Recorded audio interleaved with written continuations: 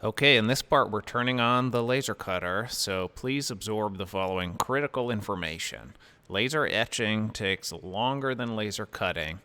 It is still a fire hazard, so you have to be present at the machine for the entirety of the etching. We're etching small things in this demo by design so that it only takes a couple of minutes of waiting. If you're planning a bigger job, plan to be there at the machine for a significant amount of time. To get ready to print, come on over to your Layers tab and make sure that just one of your layers is visible, meaning there's only one eyeball icon. So turn off everything but the light layer. Printing the file starts just the same way as in the initial laser cutter training. File print, set your color management to Adobe RGB, and then click the setup to bring up the laser cutter specific preferences.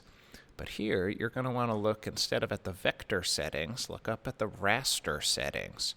Raster means engraving. It means the photograph.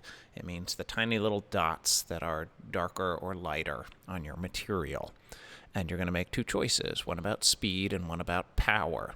And this requires some play. So make a choice, put in a piece of scrap and see what you get, and then adjust your choice until you get a result that you're happy with. For engraving onto wood, let's just start with a speed of 100% and a power of 30%. If these settings turn out to be too dark for your scenario, decrease the power, and if your test is too light for what you want, increase the power. You can leave speed alone for engraving. Then determine the width of your material, just like in the original training. Focus the bed of the laser cutter to halfway through your material, just like in the initial training. Position your material where you want it on the bed, just like in the initial training, and you will be ready to hit the green go button. The biggest thing that I'm noticing here is that there's a smudge on my material right over the face of one of my kittens. Otherwise, I'm pretty happy with this light pass. Once you've made the light engraving, turn off the visibility by clicking on the eyeball and turn on the visibility for the dark layer. Then repeat the process, printing again, but this time choose different power settings. Yes, you're going to be running the laser over the material that you already etched once. So yes, it will get darker even if you leave the power alone.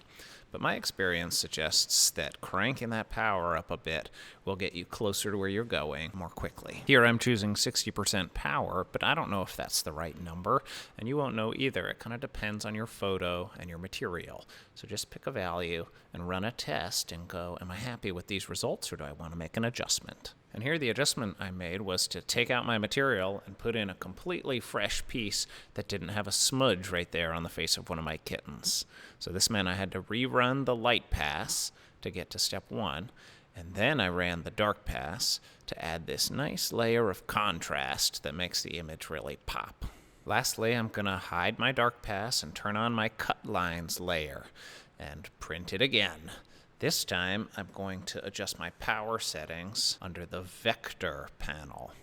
And I'm going to adjust these settings for the thickness of my material. And so I'm going to use a power of 100% and a speed of 8%. If your material is different in thickness, you'll need to adjust these settings accordingly. But if you're around 1/8 of an inch cutting wood, 100% power and 8% speed should get you all the way through your material. And there we go. A laser etched, 2-pass, fully cut out, ready to hang on a tree ornament. At this point, you could start revising the process to get just the right amount of burn-in that really makes your project sing.